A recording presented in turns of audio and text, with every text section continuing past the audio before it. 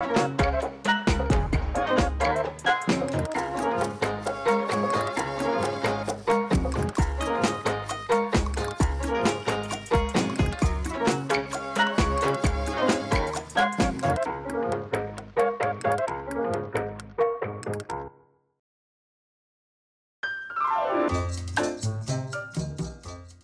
Viticeradi è la nostra gioventù.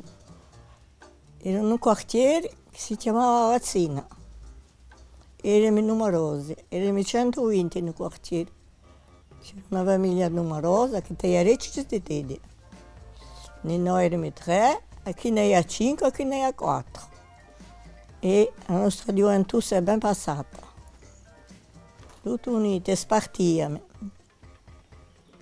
Ciò che non si faccia mica male.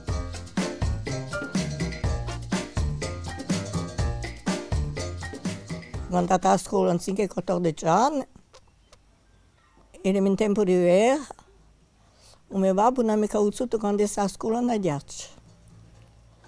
E che ho fatto? Mi sono messa a lavorare. Facevo un pane per il paese e io mi sono messa a lavorare con lui. E ho continuato. Finché l'età di 22 anni che mi sono maritata, no, che non come accedere. E è stata una vita di lavoro. Finché 80 anni. E in un magazzino ho introdotto 5 generazioni. Ho lavorato sempre la gente, dopo l'età di 15 anni e ho finito a 80 anni.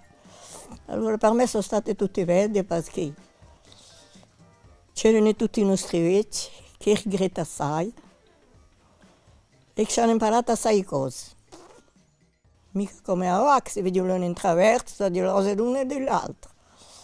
Oh, il paese è cambiato. Dagli ore paesani non ne resta più tanto a Vigo.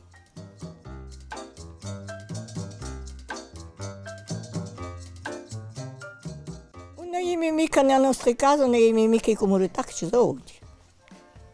Perché andavamo a lavare la farina, non abbiamo mica qua in casa. Ma, insomma, erano rose le stesse.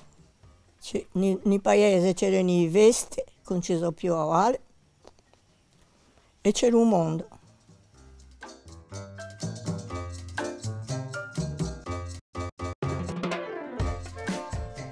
E cosa che è bella. Ciò che si vuole è che sia gioventù che da prosperesse e che da resta questa violenza che c'è. Perché ci sono le mamme e i babbi che piangono e tutto il mondo piange.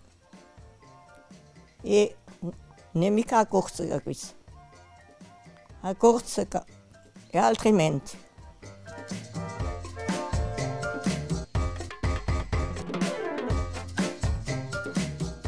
Allora noi, tanto tutto, per essere rose.